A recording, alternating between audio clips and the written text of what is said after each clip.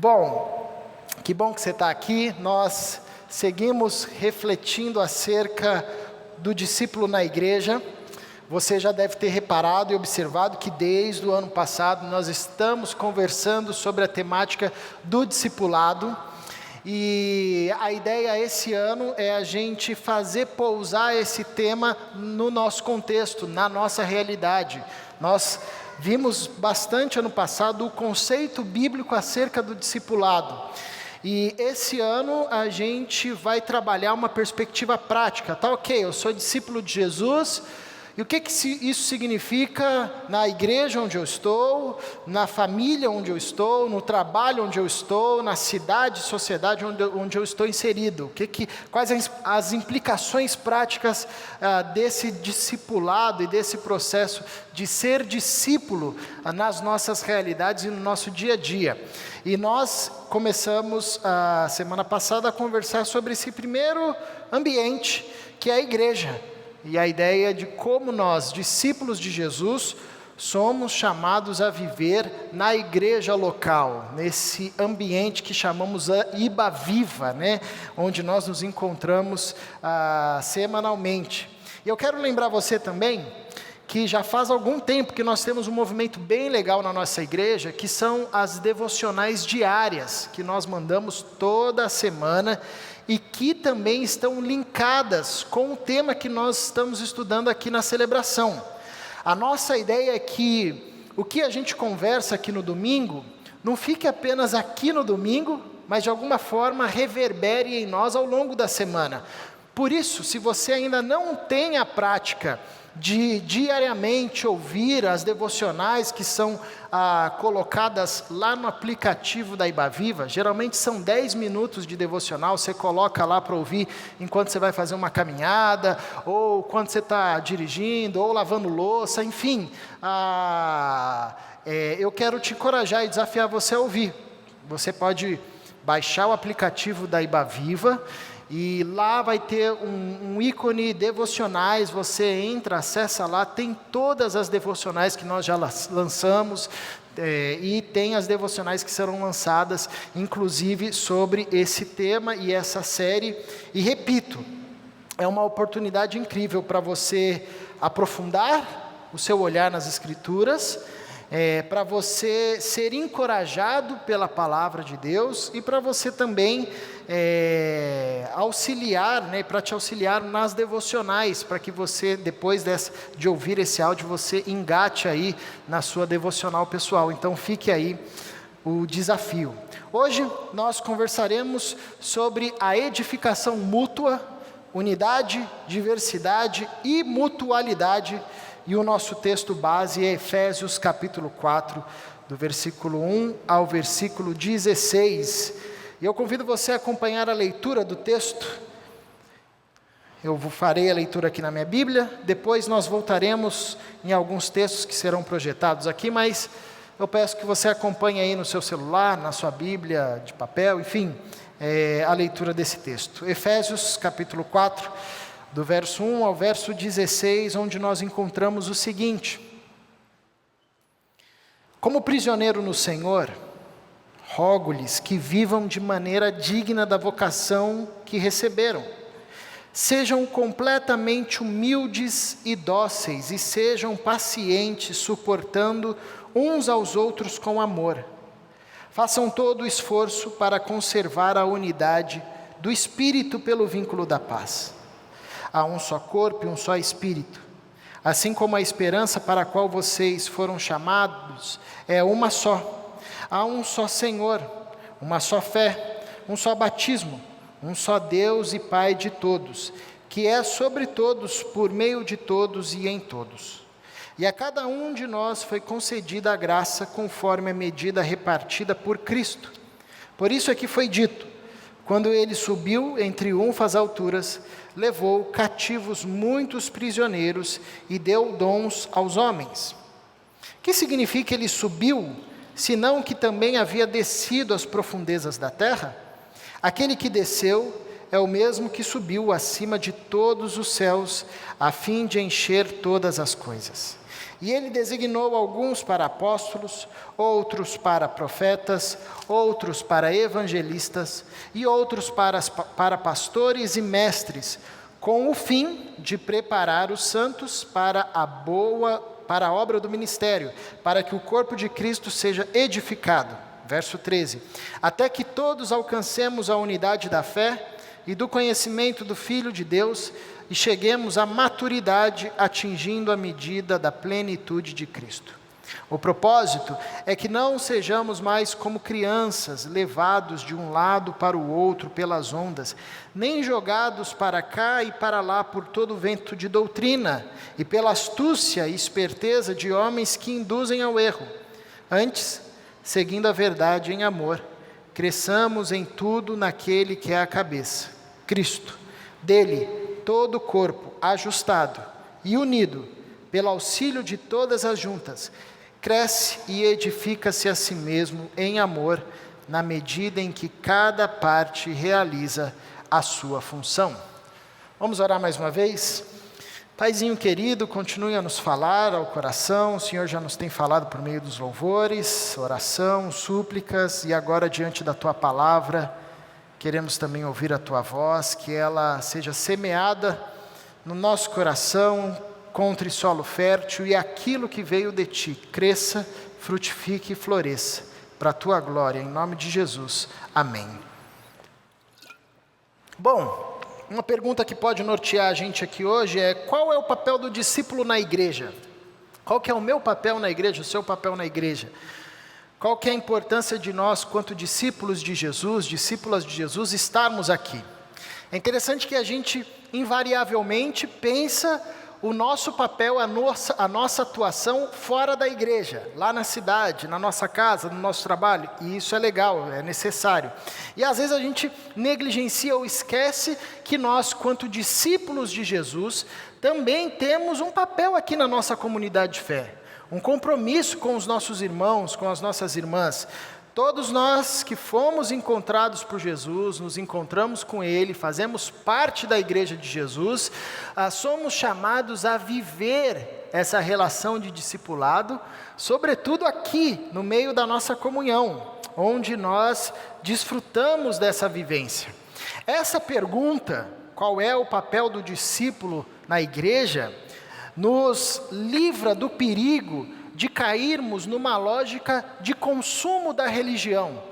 Sabe, aquele cara, aquela pessoa que consome religião, ela vem, ela está na igreja, mas ela está aqui meio que com uma lógica de shopping, né? Ela estaciona o carro dela lá, tem alguém para olhar o carro, ela entra aqui, está climatizado, quer ouvir uma boa música, tem lugar para deixar as crianças, quer ter comida, a cantina não está funcionando, ela reclama, enfim, ele vem com uma lógica de shopping, chega 5 minutos depois, sai 10 minutos antes, ninguém sabe o cara, ninguém conhece o cara, enfim.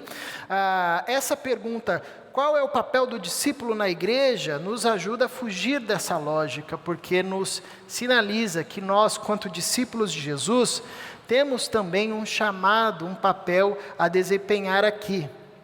Você que já tem uma caminhada longa de igreja, provavelmente já deve ter participado de algum mutirão para mudança de igreja ou para construção de igreja. Eu sei que aqui na Ibaviva, há alguns anos atrás, teve um mutirão para a igreja chegar aqui, e uma trabalheira toda, graças a Deus que eu cheguei depois, que já estava tudo pronto. Mas eu estava vendo as fotos e vi a igreja toda empenhada, o pessoal trabalhando, o Renan atrapalhando, o pessoal trabalhando, o André tirando onda de todo mundo, como segue o jogo, é isso aí.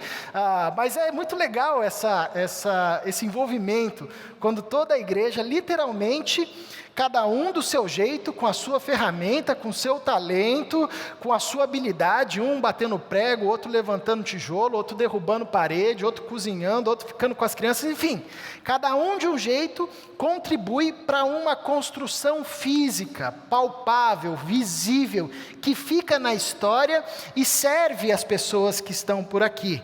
Eu lembro que quando eu era pequeno eu participei também de uma congregação que a gente estava plantando, e ela cresceu, e aí precisou fazer um prédio novo, e nós todos fomos trabalhar. Eu era criança ali, pré-adolescente, fui tentar ajudar, só atrapalhei, obviamente, mas aquele movimento era muito marcante, ver todo mundo ali ajudando, aquele clima bem gostoso, né? A galera construindo um negócio novo, enfim.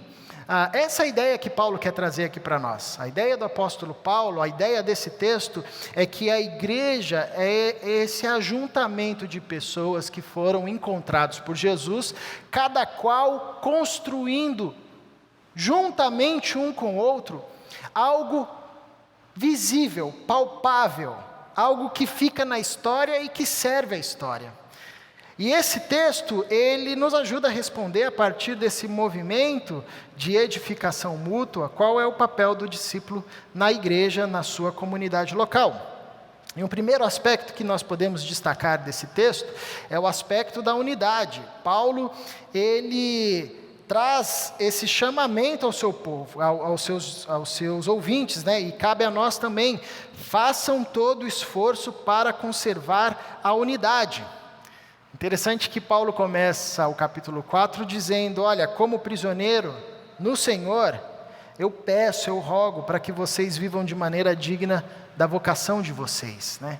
Paulo está escrevendo essa carta aos seus irmãos, lembrando das suas prisões, lembrando da sua prisão, e lembrando aos discípulos de Jesus, que existe um jeito certo de viver, um jeito de viver de tal forma que a gente dignifica a nossa vocação, o chamado que recebemos para sermos discípulos de Jesus. Ou seja, quando fomos chamados por Cristo e desafiados nessa trilha de seguir o Mestre, nós recebemos uma vocação. E Paulo relembra aqui, vivam de forma digna da vocação que vocês receberam. E ele podia fazer isso, porque ele tanto viveu de modo digno, que foi preso muitas vezes, e sofreu no seu próprio corpo essa vocação, a dignidade a essa vocação. Então aqui Paulo inaugura uma série de exortações e encorajamento aos discípulos de Jesus, todas elas fundamentadas na grandeza e na gloriosa obra de sacrifício de Jesus Cristo. E a primeira exortação que ele vai trazer aos seus discípulos, e cabe a nós aqui também, é o esforço para conservar a unidade, é o conceito da unidade. Sejam completamente humildes e dóceis, e sejam pacientes, suportando uns aos outros com amor.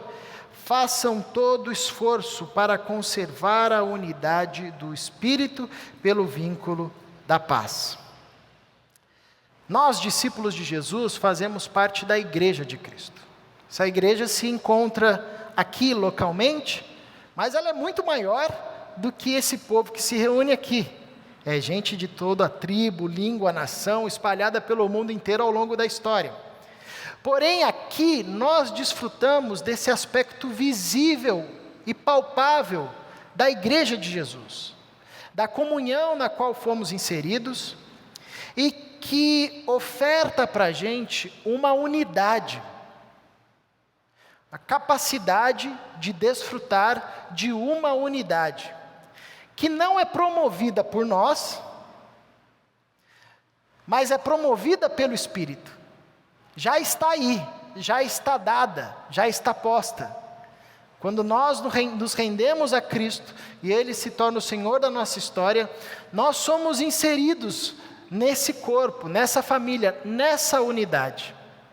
O que cabe a nós, discípulos e discípulas de Jesus, e esse é o nosso papel, chamado e desafio, é nos esforçarmos diligentemente para conservarmos a unidade.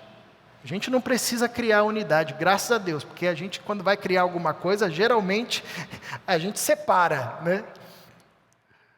Mas a unidade já está dada pelo Espírito Santo, porque na verdade a gente nunca conseguiria construir essa unidade com as nossas forças. Você há de se lembrar que quando a humanidade rompeu com Deus e escolheu o pecado ao invés de obedecer a Deus, houve uma ruptura nas relações do homem com a mulher e Deus. E isso seguiu ao longo da história. A história da humanidade é uma história de ruptura. Mas em Cristo, Deus nos dá a oportunidade de desfrutarmos novamente de uma unidade. Unidade que foi pensada lá antes da fundação do mundo. Unidade que tem o seu modelo na Trindade. Essa unidade está dada a nós e Paulo exorta os seus irmãos para que conservem essa unidade. Por isso ele destaca virtudes da fé, virtudes que nós ganhamos com Jesus, virtudes que nós recebemos por meio do Espírito Santo, que são ferramentas poderosas para conservar essa unidade. A humildade, a mansidão, a paciência, amor, suporte, esforço, paz. Todas essas virtudes operam em nós, estão disponíveis para nós por meio do Espírito Santo. E por essa razão, Paulo diz àqueles irmãos: sejam humildes, sejam dóceis, sejam pacientes, suportem uns aos outros com amor, façam todo o esforço para conservar a unidade. Porque não existe unidade ou conservação da unidade onde há espírito orgulhoso, onde há coração altivo, olhar elevado. Não existe conservação da unidade onde há pessoas que a todo instante querem impor a sua razão, querem impor o seu direito. Você não sabe com quem que você está falando. Não existe conservação da unidade onde as pessoas têm um pavio curto. Não existe conservação da unidade onde as pessoas saem fincando bandeiras de ódio, levantam bandeiras e discurso de ódio. Não existe conservação da unidade onde as pessoas não são firmes e pacientes em suportar, em estar ali de base, de apoio. Não existe conservação da unidade onde não há esforço contínuo. Não existe conservação da unidade onde não há paz, onde as pessoas estão a todo instante levantando bandeiras de violência, ou estão se degladiando, criando facções, criando rixas. Por isso o apóstolo Paulo vai nos encorajar a empenharmos todas as virtudes que já estão disponíveis para nós no ambiente comunitário da fé, para conservarmos a unidade, a humildade, a mansidão, o ser dócil, a paciência, o amor, capacidade de suportar um ao outro. Não é suportar do tipo, tem que suportar esse irmão. Não, a ideia aqui é ser suporte, base, estrutura, firme, o esforço contínuo, a dedicação contínua. Tudo isso no vínculo da paz. O discípulo na igreja tem como vocação primária conservar a unidade do Espírito. A nossa vocação inicial, primária, na comunidade, não é servir em um ou dois ministérios, não é cantar, tocar, não é. A nossa vocação primária, quanto discípulo de Jesus, é preservar, é conservar a unidade. Todos nós somos chamados para isso. Isso não é um trabalho dos pastores, da diretoria, do presbitério, do pessoal do som, do pessoal do backstage, só dos voluntários. Não, está tudo bem, está pegando fogo, eu não preciso me envolver, não tenho nada a ver com isso. Não, se você é discípulo de Jesus, se você está na igreja de Cristo, e se vê parte de um corpo, de uma família, a sua vocação primária é conservar a unidade. Interessante que muita gente fala, mas não sei o que eu faço, o que eu vou fazer, onde eu vou me engajar, o que eu faço, o que Deus quer para mim. Pronto, está aqui. A vocação primária do discípulo de Jesus na comunidade de fé é conservar a unidade. Mas Paulo continua dizendo também que a base dessa unidade, ela é uma base sólida, e que o Espírito, aquilo que o Espírito produz em nós, é uma plenitude de unidade. Ele diz, há um só corpo, um só Espírito, assim como a esperança para a qual vocês foram chamados é uma só, há um só Senhor, uma só fé, um só batismo, Um só Deus e Pai de todos, que é sobre todos, por meio de todos e em todos. Paulo nos apresenta o fundamento dessa unidade. Essa unidade não é criada por força humana, mas é pelo próprio Espírito. E nos torna um único corpo. Apesar de ser uma unidade gerada pelo Espírito e do Espírito, não é uma unidade fantasmagórica, que está lá no campo das ideias, assim, que a gente só acessa quando a gente fecha o olho, levanta as mãos, o teclado faz um fundinho. Não. Essa unidade se faz visível em um corpo palpável, um corpo de gente, que dá para ver na história, que deixa a sua marca à história, que é vista, ouvida, sentida. Essa unidade também é uma unidade no Espírito Santo. Quando nós rendemos, confessamos a Cristo como nosso Senhor e Salvador, o Espírito de Deus sela com o nosso espírito, nos dá o privilégio de vivermos agora selados, unidos com a Trindade, coisa que nós tínhamos perdido antes, quando rompemos com Deus. É uma unidade no Espírito, todos aqui se reconhecem a partir do Espírito Santo. Isso significa que quando eu olho para você e você olha para mim, a gente não se reconhece apenas como Caleb, como João, como a Maria. A gente se reconhece como participantes de um mesmo Espírito, que se manifesta quando nós estamos juntos, que nos escolheu como casa para habitar. Não apenas a mim, não apenas a você, mas esse ajuntamento, o Espírito Santo escolhe como casa, como morada, como habitação. Então eu olho para você como alguém que foi alcançado pelo mesmo sacrifício que eu fui alcançado. Alguém que foi alvo da mesma graça que eu fui alvo e que sou alvo. Alguém que é portadora do mesmo Espírito que me conduz. Essa é a unidade que o Espírito Santo promove em nós, que abre os nossos olhos. E que também nos faz ter uma esperança. A nossa esperança é a mesma. A nossa esperança não se alicerça mais em coisas que são passageiras, mas ela está alicerçada em algo sólido, que de fato acontecerá e virá. Essa unidade do Espírito nos faz ter um único Senhor, Jesus Cristo. Ninguém mais é Senhor de ninguém. Nós não somos mais levados por tantos outros senhores, nem humanos, nem de ideias, nem de prazeres, nem de vontades, nem de desejos. Nós agora nos reconhecemos como um povo que tem um único Senhor, a saber, Jesus Cristo de Nazaré. Essa unidade promove em nós uma fé, uma única certeza e convicção na obra que Deus realizou em Cristo Jesus e será consumada no retorno do nosso Senhor.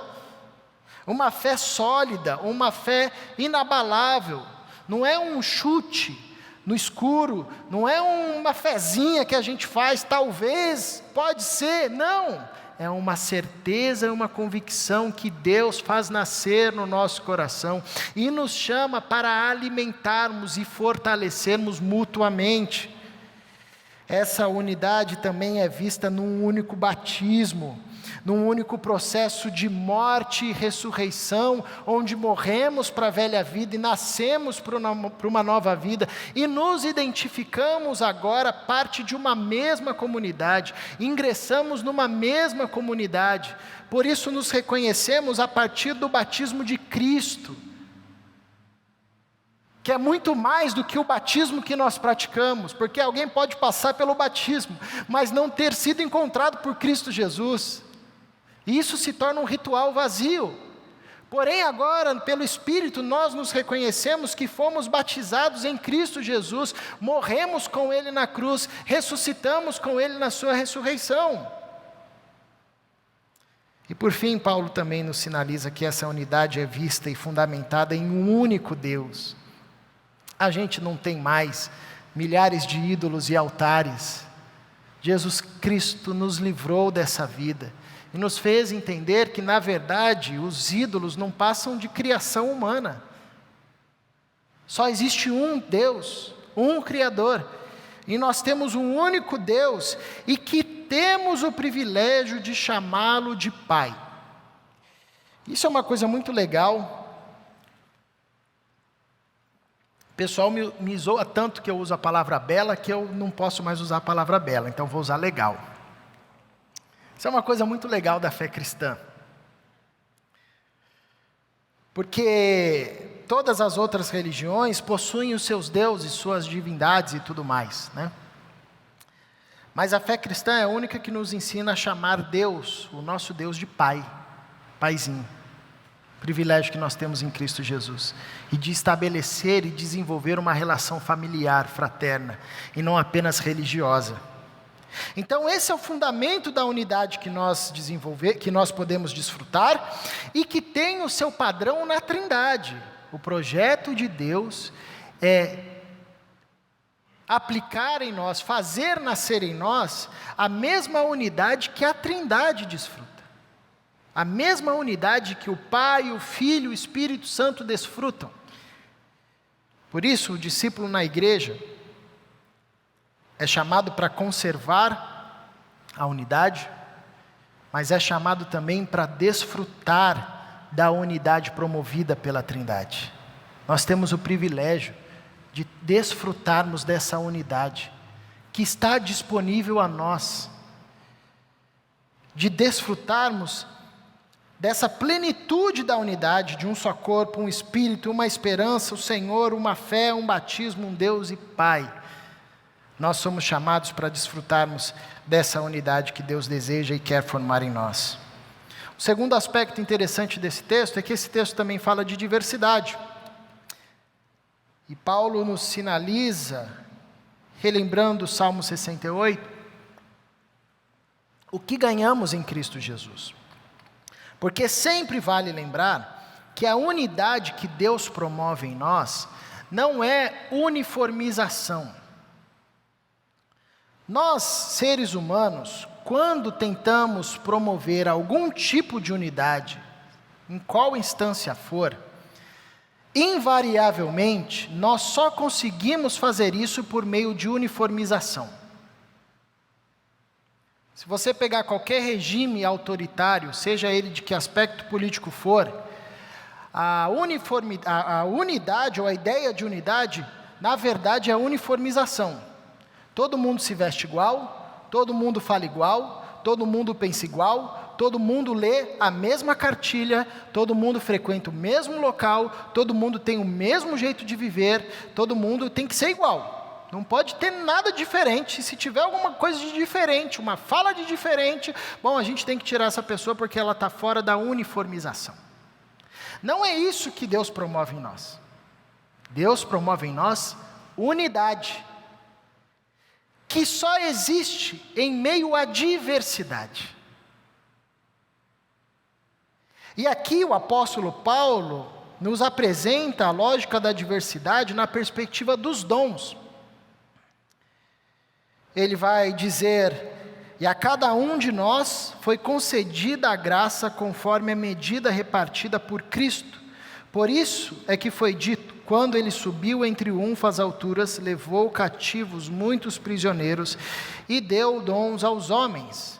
Paulo relembra nesse trecho a grandeza do sacrifício de Jesus, sinalizando que a morte e a sua ressurreição preencheu a tudo, em cima do céu, embaixo do céu, na terra, nas coisas visíveis, nas coisas invisíveis. Nada ficou de fora do sacrifício de Jesus, da sua morte, da sua ressurreição, e porque ele venceu e foi soberano sobre tudo isso, ele comprou um povo para si, levou cativo um povo para si, e deu a esse povo dons, manifestações da sua glória, presentes, graça, fruto dessa graça e dessa obra, que Deus realizou por meio de Jesus.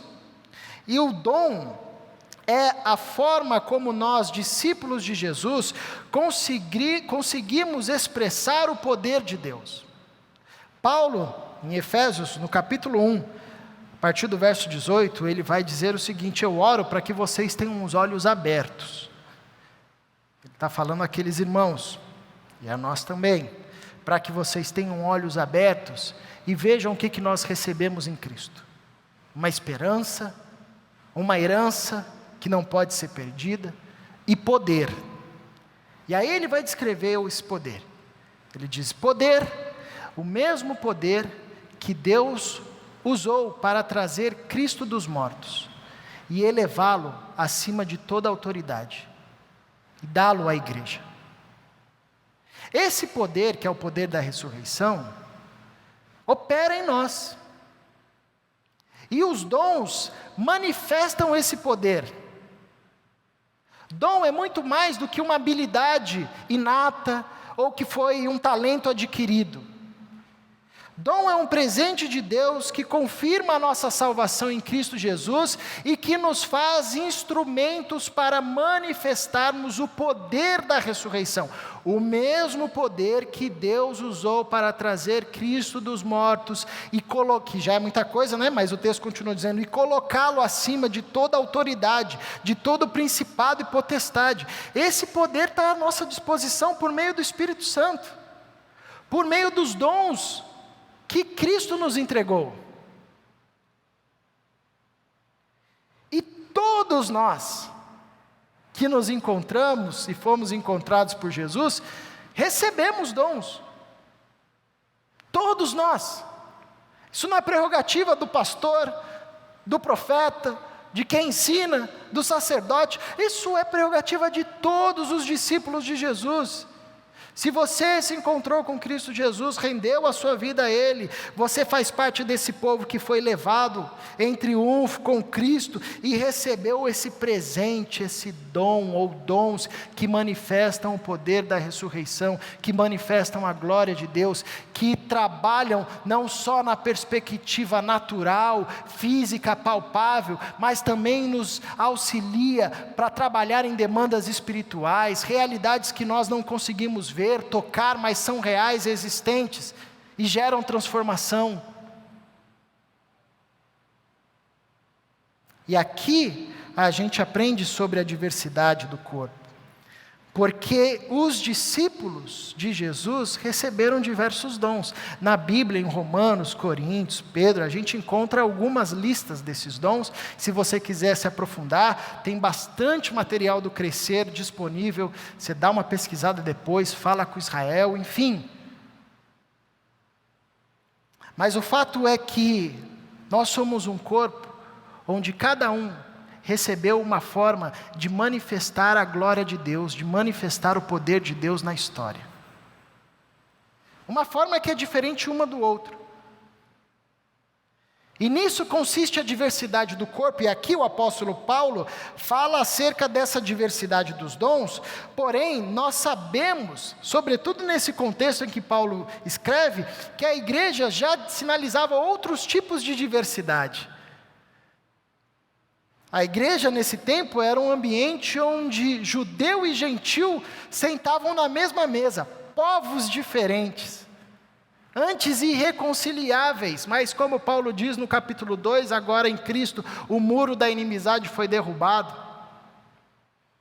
Você tem senhor e escravo partindo do mesmo pão, se cumprimentando com um beijo santo, homem e mulher trabalhando em cooperação, sinalizando o reino de Deus em respeito e dignidade mútua, numa sociedade onde a mulher era inferiorizada.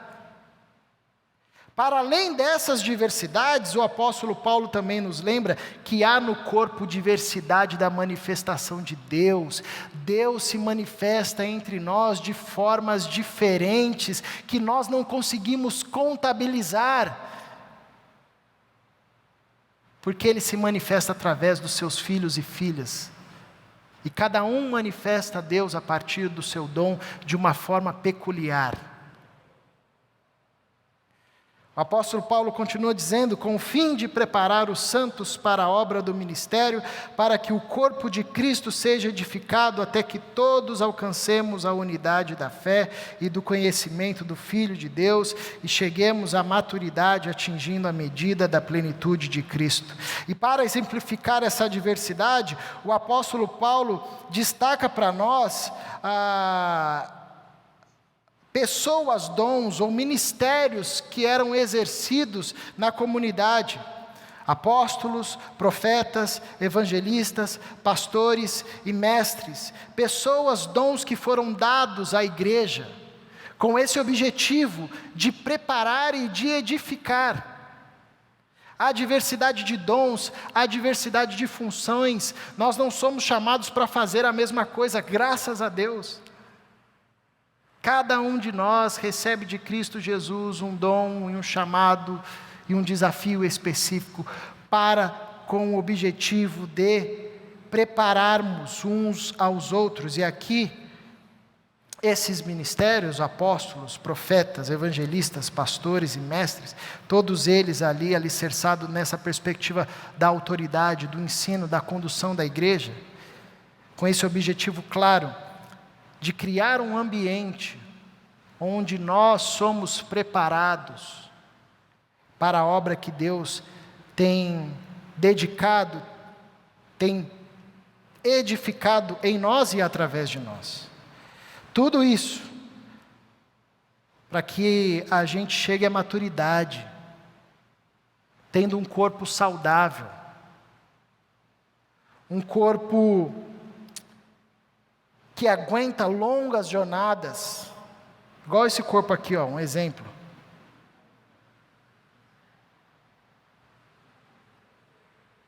Corpo forte, saudável. Brincadeira, é melhor que isso. Para que a gente atinja a maturidade da plenitude de Cristo.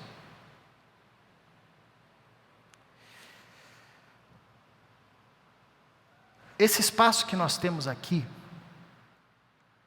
além de ser um espaço onde nós somos confrontados, encorajados, consolados, é também um espaço onde nós somos preparados.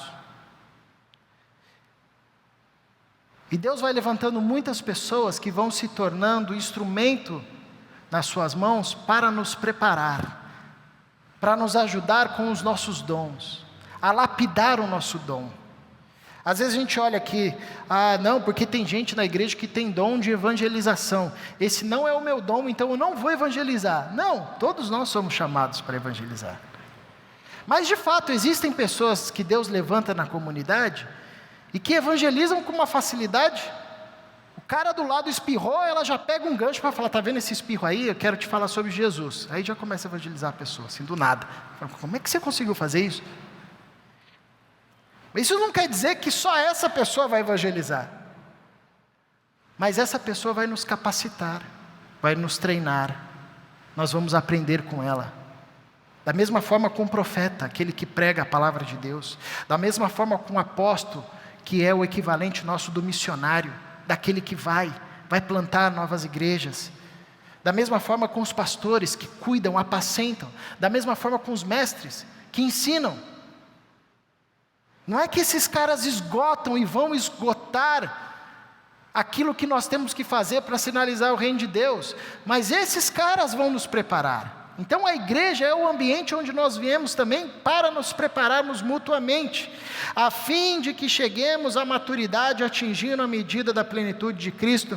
E Paulo aqui traz uma palavra muito interessante. Ele diz: o propósito, nos versos seguintes, é que não sejamos mais como crianças, levados de um lado para o outro pelas ondas, nem jogados para cá e para lá por todo o vento de doutrina, e pela astúcia e esperteza de homens que induzem ao erro.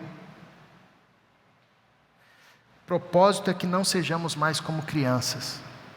E isso aqui tem que nos confrontar frontalmente. Porque a igreja evangélica brasileira é uma igreja de crianças. É uma igreja de gente imatura. É uma igreja de gente mimada. É uma igreja de gente que é levada por todo o vento de doutrina. Surge um cara dizendo, não, eu sou, vamos lá. E isso denuncia a nossa falta de entendimento acerca dos dons. Isso denuncia a nossa falta de entendimento quanto discípulo de Jesus na comunidade local, de nos prepararmos mutuamente para que não sejamos mais como crianças, levados por qualquer vento de doutrina. Por fim, Paulo também nos ensina acerca da mutualidade. Esse organismo cresce e edifica-se a si mesmo em amor. A diversidade, ela só faz sentido a partir dessa perspectiva da mutualidade. É interessante que hoje a diversidade é um tema muito comum nas grandes empresas, multinacionais, e é interessante ver que a Bíblia já falava disso lá tempos atrás, né? Mas todo esse processo de diversidade no ambiente empresarial, por exemplo, pode ser um fracasso se não houver mutualidade, se não houver um engajamento. Esse é o grande desafio, inclusive. Não é acolher e abraçar quem é diverso, mas é fazer quem está ali entender isso. E a resposta bíblica para esse ambiente de diversidade, numa perspectiva de unidade, é a mutualidade. É a lógica do uns aos outros. É a lógica de que devemos amar uns aos outros, servir uns aos outros, orar uns pelos outros, encorajar uns aos outros, aconselhar uns aos outros. Toda vez que você encontra na Bíblia essa expressão uns aos outros, a lógica que está ali por trás é a lógica da mutualidade, e isso é muito forte no apóstolo Paulo. E ele encerra o capítulo, esse trecho que nós lemos, do capítulo 4, dizendo: antes, seguindo a verdade em amor, cresçamos em tudo naquele que é a cabeça, Cristo. Dele todo o corpo, ajustado e unido pelo auxílio de juntas, todas as juntas, cresce e edifica-se a si mesmo em amor, na medida em que cada parte realiza a sua função. Deus, pelo seu Espírito, promove unidade em sua igreja, mesmo em meio à diversidade de gente, de povo, de língua, de cultura, de maneiras e formas de expressar a glória de Deus. Agora, essa diversidade não é um empecilho para desfrutarmos da unidade, porque nós entendemos que a diversidade é justamente presente de Deus para que a gente se sirva mutuamente, para a gente edificar mutuamente o corpo de Cristo. Porque nós temos necessidades diferentes, demandas diferentes, situações diferentes. Já pensou se todo mundo fosse pastor? A gente não ia se edificar. Ou se todo mundo fosse missionário? Ou se todo mundo fosse evangelista? Ou se todo mundo fosse apóstolo? Ou se todo mundo tivesse o dom de governança? Ou se todo mundo tivesse o dom da caridade? Esse negócio não ia para frente. Mas a diversidade é justamente para que nós alcancemos a plenitude, o amadurecimento, o crescimento. E a diversidade pode sim, vir a ser um problema, como Paulo enfrentou com a igreja aos Coríntios, onde ele tinha que escrever falando: amigos, os dons que vocês receberam não é para vocês ficarem se edificando, falando: tá vendo, eu sou o cara. Não é para isso não, para vocês se edificarem mutuamente. Por essa razão que Paulo aqui no finalzinho vai nos lembrar que nós, quanto discípulos de Jesus, devemos seguir, crescer, edificar, realizar tudo isso em verdade e em amor. Olha, interessante esses verbos que Paulo traz aqui para nós, fechando esse chamamento que ele fez anteriormente de conservarmos a unidade. Para isso, quanto discípulos de Jesus, precisamos seguir a verdade em amor. Precisamos crescer. O chamado da fé cristã é para a gente crescer. Não dá para ser criança, sendo levado para tudo quanto é lado. É um chamado também para edificar.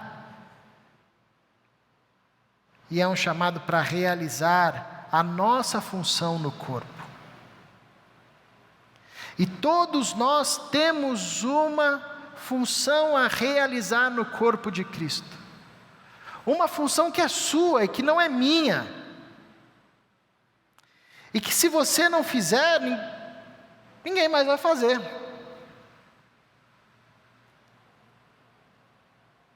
Todos nós.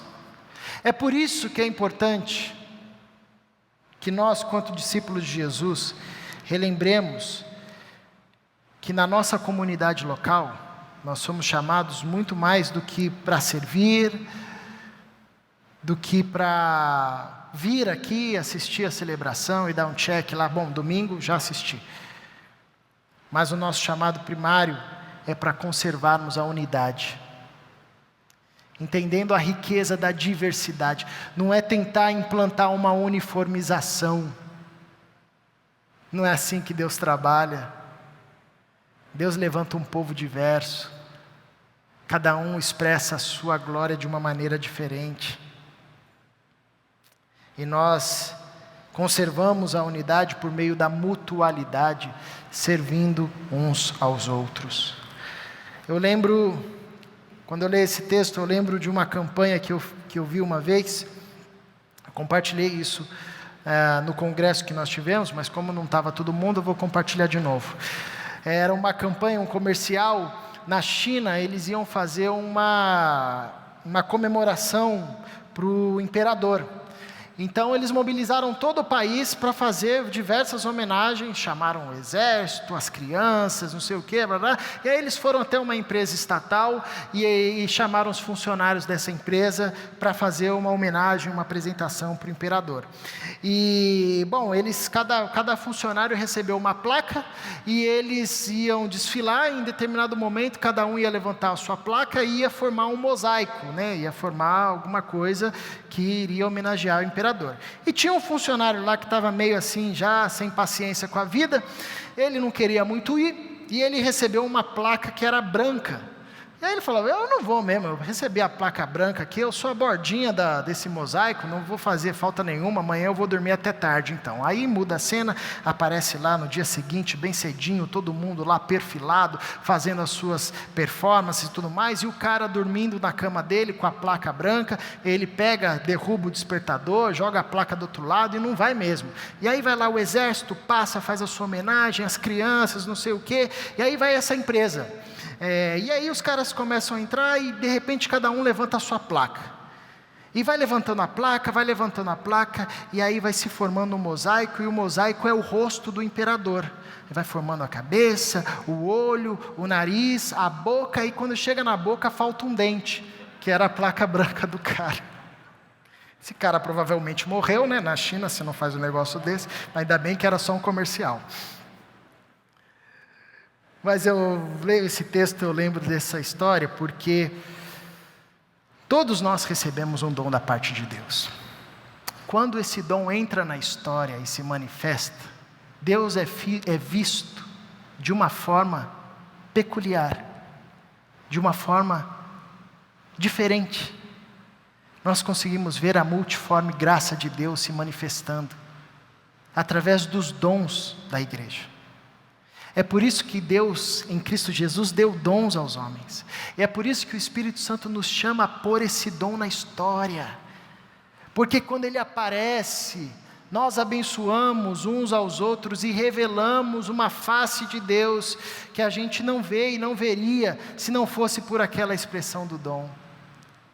É o que nós vemos quando nós somos abençoados por algum irmão com uma palavra de sabedoria. A gente diz, glória a Deus por sua vida, essa sua fala aqui me revelou Deus. Ou quando nós somos abençoados por um irmão que intercede por nós e nós dizemos, obrigado, Deus usou sua vida para falar comigo. Ou por um irmão que tem um dom de liderança e você diz, obrigado por nos conduzir, Deus se manifestou por meio da sua vida. Enfim, coloca o seu dom na história. Não pega essa placa que você ganhou, não joga para o lado não. Bota esse dom na história, porque quando ele aparece, quem é visto não é você, quem é visto é o Pai. Nós vemos uma face do Pai, que só você, com o dom que recebeu em Cristo Jesus, consegue mostrar dessa forma, desse jeito, com essa história, com essa trajetória, e nos faz juntos louvarmos e glorificarmos a Deus. Vamos cantar mais uma canção?